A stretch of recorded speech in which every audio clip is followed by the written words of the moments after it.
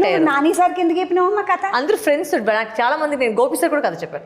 అంటే నాకు ఫీడ్బ్యాక్ ఎట్లా ఉంది కథ అని చెప్పేసి దానికి స్టార్ట్ చేసే ముందే నేను చాలా మంది కథ చెప్పాను. సో డైరెక్షన్ దిక్కు రావాలన్న ఆలోచన ఎందుకు? ఫస్ట్ నుంచి ఉందండి.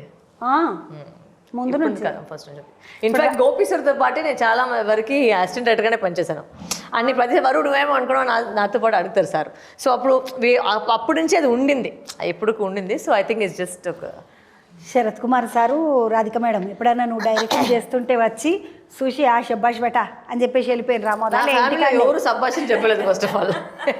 అంటే వెంటనే నోట్ల సంభాషణ వచ్చలేదు, అన్నీ చూసేసి కరెక్ట్గా ఆలోచించి చెప్తారు. సో ఇది కూడా అలానే, అమ్మ కూడా అలాగనే. యాక్చువల్లీ అమ్మ కొంత బయస్ట్, అమ్మ కూడా చెప్పేసారు వెంటనే. డాడీ గారు వచ్చి తనకి థింక్ చేసేసే ఆయన వచ్చి మంచిగా చెప్పాలంటే అది నిజంగానే మంచిగా ఉంటేనే ఆయన చెప్తారు, లేదంటే చెప్పలేదు ఆయన.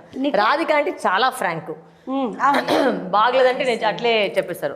So that way I think I have stood up. వాళ్ళు ఎదురు చూసిన ఒక బెంచ్ మార్క్కి వచ్చాను. సో అందరూ వచ్చేసి ఓకే